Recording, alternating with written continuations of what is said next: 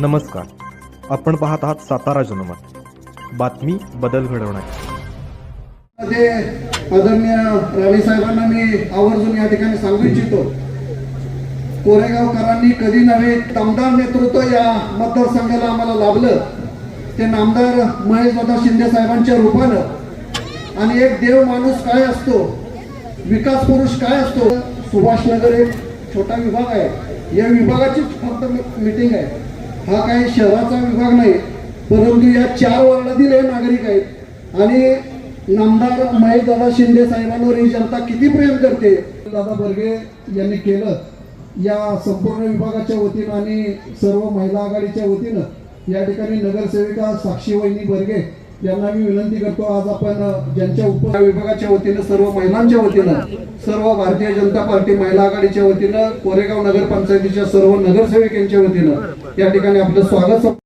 काँग्रेसने असं परिस्थिती केली होती की त्यांना थोडंसं काय म्हणतात, इन्सिक्युरिटी असती की हे शिवाजी महाराजचा परिवार आहेत, तर ते पुढे आले की मग आमचं काय होईल.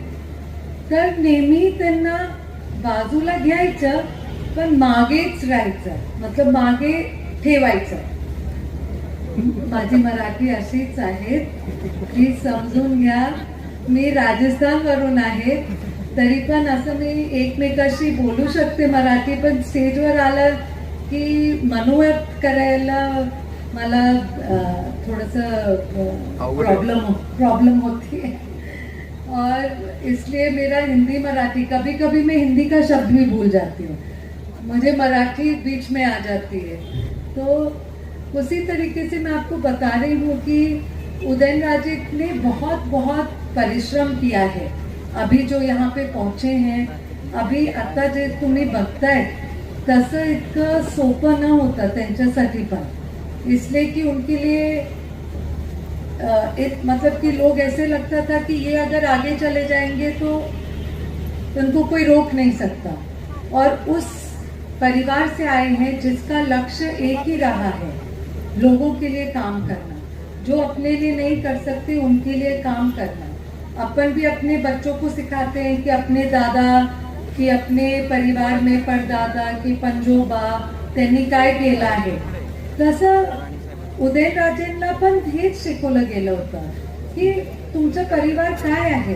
तुम्ही काय आता त्यांची कॉलेज शिकले आणि परत घरी आले की बाळासाहेबने सांगितलं नाही, तुम्ही हे काही फॅक्टरी उभं नाही करणार, तुम्ही लोकांसाठी काम करणार. आणि हे तुमचं म्हणजे शिवाजी महाराज के परिवार में आए हो तो क्या कुछ नहीं मिला है, सब कुछ मिला है. मान मिला है, आदर मिलता है, सम्मान मिलता है.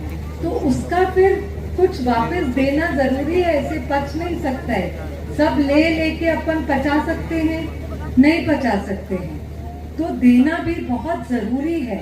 तो जितना मिला है उतना देना शायद मुश्किल ही है, लेकिन उनका प्रयत्न है कि मरते दम तक उनको आप लोगों के लिए काम करना है.